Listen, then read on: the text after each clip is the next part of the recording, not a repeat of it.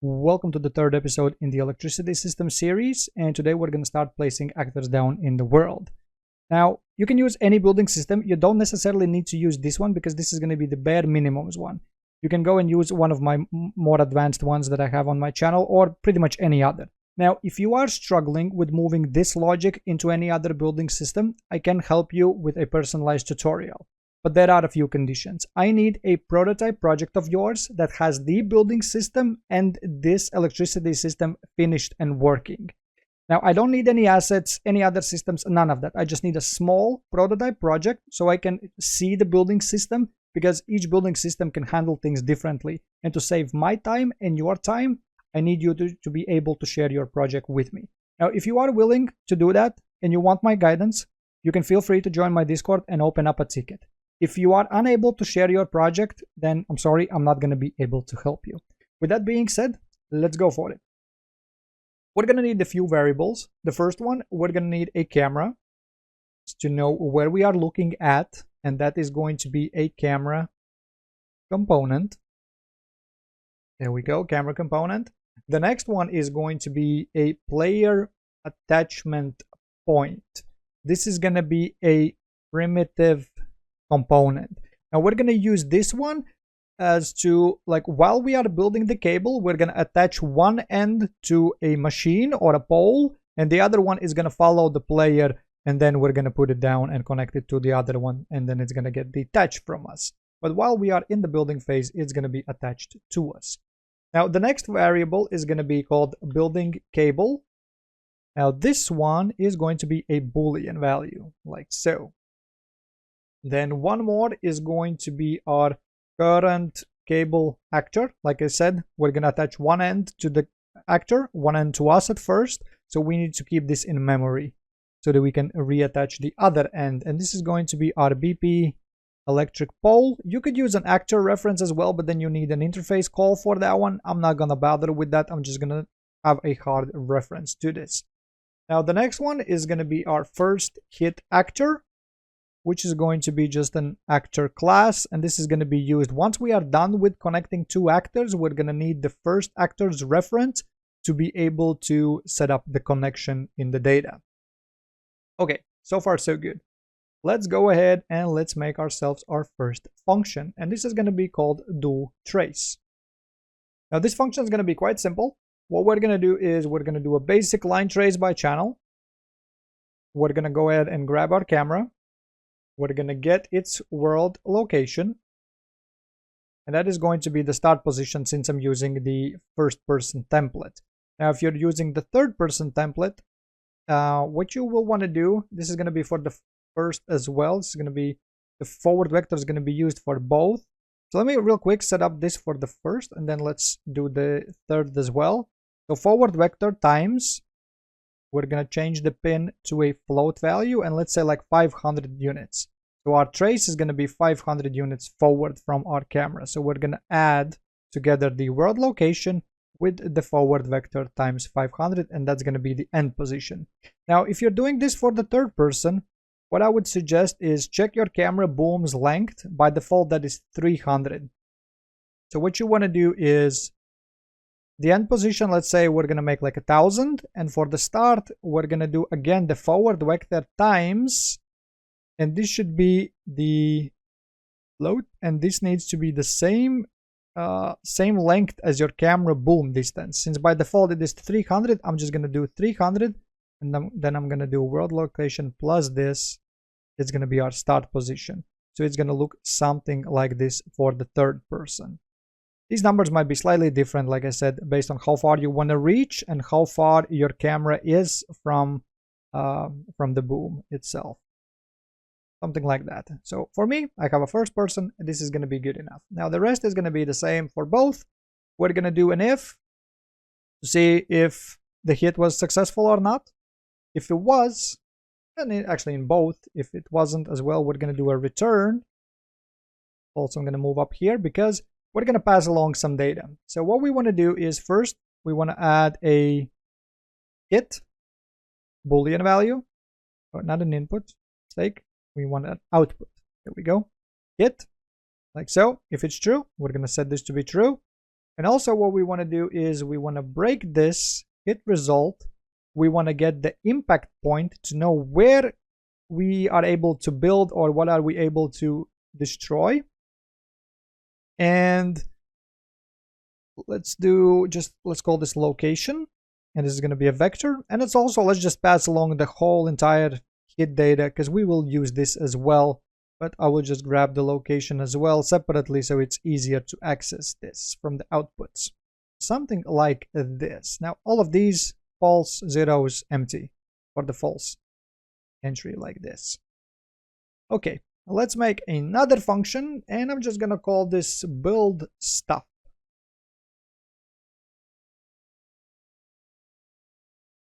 Now this one right here is gonna need a single input. Obviously, like I said, this is gonna be a very bare minimum building system, so I'm just gonna call this index. It doesn't let me call it an index for some reason. Index. Just call this ID then, I guess. Strange, whatever. So we have this value right here. So from this, we're gonna want to do a switch on integer at some point, and these are gonna be like IDs for our buildables. Now for different systems, you'll notice in my other tutorials I don't use these indexes. We do this a little bit differently, but like I said, this is gonna be like a bare minimum building system to keep the tutorial short. Okay, so we need to do a trace before we can do the switch. We need to do a trace. We need to hit something, and so we want to check first if we have hit something. Now if we have hit something, what we want to do is we want to promote our out hit to a local variable, and I'm just going to call this L_hit data. Local hit data is going to be set on true, and then we can go ahead and proceed to the switch like this. Now on the first three, I'm just gonna do spawn actor from class. Like I said, very bare minimum. So we're gonna do BP small gen. We're gonna also do a BP light pole, and then also we're gonna do our BP power cable like this. Now for the transforms, I'm just gonna make a transform like this, connect it up. So all three of them, we're going to use the same value, and since we exposed this location, we can just plug it in like so and have it easily accessible like this. Now here we go, 1, 2, and 3. Now let's make sure that this stuff actually works. So let's go to our first person character or whatever other character you might have, and let's set up some controls. So what we need is we want to do a keyboard key. I said very quick, just like this. Not going to set any advanced controls for this. You can do it if you like. For the tutorial's sake, let's keep it quick. So 1, 2, 3 keyboard keys. And so we need to now attach our build component to our character. So we have our build component attached. We can grab this and we can do build stuff now. Like this. ID 1. ID 2, and ID number 3. There we go. And we need to set up 2 more variables. We created the attachment point and the camera, so we need to set those as well. So we're going to run our begin play event. So once the character gets spawned in, we're going to go ahead and grab our build component, and from this we're going to set camera. And the camera in this case is going to be my first person camera. This is the camera that the player is using. Now one more thing that we need is in the build component, we need to set player attachment point. Since we set this as a primitive component, we can use pretty much any component. What I'm going to use is the arrow, just like I did for the electricity actors. Now I'm just going to move this slightly forward so we can actually see where it is. This. And then in the event graph, we can go ahead and grab this arrow and attach it like so. There we go. So let's hit play. Keyboard key 1, 2, 3. Here we go. Have a cable. I actually didn't want to have it as a cable. This is a power cable. Instead, I wanted a power what was the name again? PP electric pole. There we go. Electric pole. So we have small generator, light pole, and an electric pole. Now the cable is going to be on keyboard key 4, ID 4 at least. And this is where the things get a little complicated. So from the 4, let's do an if, or whatever ID you might desire to use for the cable. And so here, we're going to grab our hit data. We're going to go ahead and break this to get the hit actor. From this hit actor, we want to check, does object implement interface? And all of my electricity actors will have a BPI power. And I want to make sure that that is the actor that we hit is one of our electricity actors. We don't want to attach cables to ground or whatever else. So I'm going to check if the hit actor has this interface. And if it does, only then we can go ahead and proceed. And once we're good with this, we have hit an electricity actor. So that's going to be true. We're going to do another if to check if we are currently building a cable like this. Because we're going to need to hit the whatever control twice, once to create it and attach it to actor number 1, and then we're going to hit it again to attach it to the actor number 2. So the first one obviously is going to be false. Click on the variable, make sure it is false by default. And so from false, we're going to go ahead and spawn actor from class, which is going to be our power cable, like this. Now for the transform, we can just split it and leave it at zeros. It doesn't matter, we're going to set it later. What does matter is that we do set this current cable actor reference. We set the wrong type. Yeah, I set this to be the electric pole. Instead, this needs to be the power cable. So make sure you change this to BP power cable instead. Let's go.